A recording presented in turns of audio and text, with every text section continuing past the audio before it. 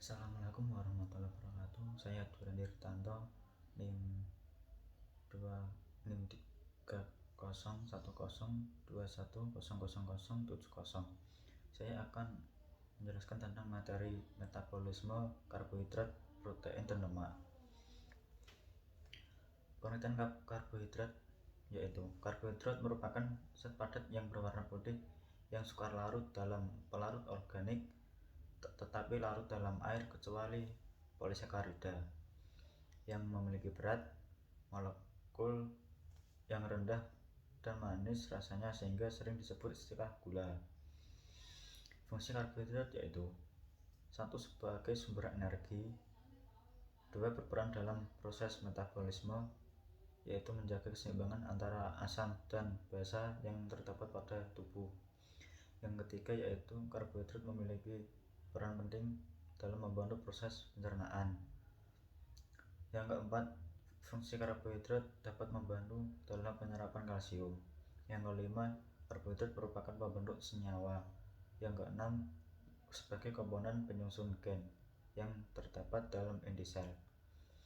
Klasifikasi karbohidrat yaitu meliputi 1. Monosakarida yaitu simple sugar karena tidak bisa dihidrolisa lebih lanjut, contohnya glukosa, fruktosa, dan galaktosa. Yang kedua yaitu disakarida. Disakarida yaitu karbohidrat yang terdiri dari molekul monosakarida atau berlainan, contohnya sukrosa, laktosa, dan maltosa.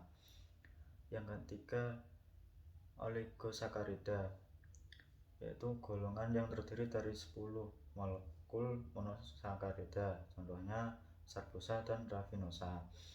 Yang keempat polisakarida yaitu termasuk gula yang terdiri dari lebih 10 molekul monosakarida, contohnya yaitu selulosa, glikogen, dan pati. Percobaan uji karbohidrat yaitu 1. Tes Barefoot. Tujuannya untuk membedakan monosakarida dari disakarida. Yang kedua, tes Molis untuk membedakan monosakarida dari disakarida. Reaksi ini berlaku untuk segala macam karbohidrat. Yang ketiga, tes Benedict yaitu sebagai uji semi kuantitatif glukosa untuk mengidentifikasi adanya glukosa pada sampel. Yang keempat, tes Selivanov. Tes Selivanov ini untuk membuktikan adanya karbohidrat. Yang kelima adalah hidrolisa pati. Pengertian protein yaitu protein adalah rangkaian asam amino yang berikatan satu sama lain dengan ikatan peptid. Fungsi protein yaitu yang pertama sebagai enzim dalam tubuh, 2. Cadangan makanan untuk menghasilkan energi, 3. mengganti sel-sel yang rusak, 4. berperan metabolisme tubuh.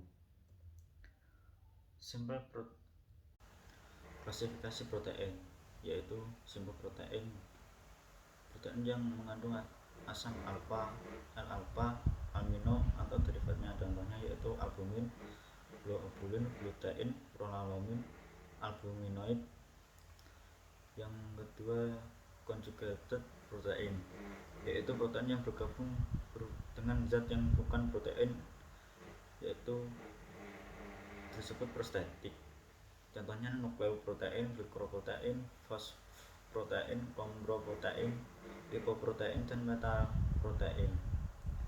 Percobaan uji protein yaitu terdiri dari 3.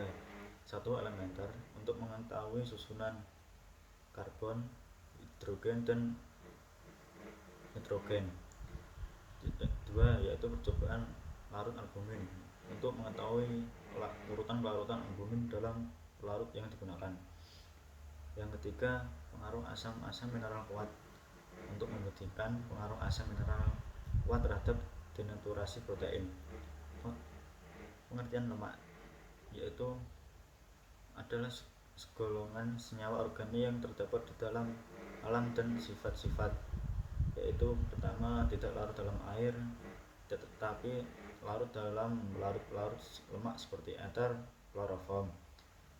Yang kedua dapat digunakan oleh organisme hidup. Fungsi lemak yaitu satu sebagai sumber energi yang efisien ketika tersimpan dalam jaringan adiposa.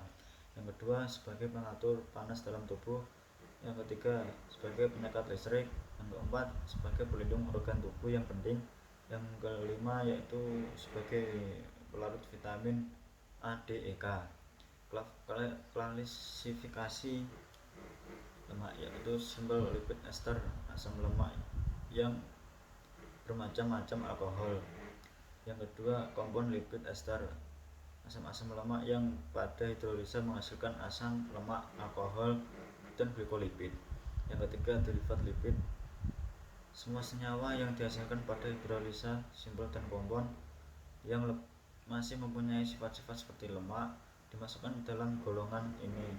Contohnya yaitu asam lemak, alkohol, hidrokarbon, vitamin D, vitamin E, dan vitamin K. Percobaan uji lemak yaitu satu daya larut lipid. Uji ini untuk menganalisis larutan lipid maupun derivat lipid terhadap berbagai macam pelarut. Yang kedua ikatan jenuh tak jenuh yaitu untuk menguji perbedaan lemak jenuh dan lemak tak jenuh.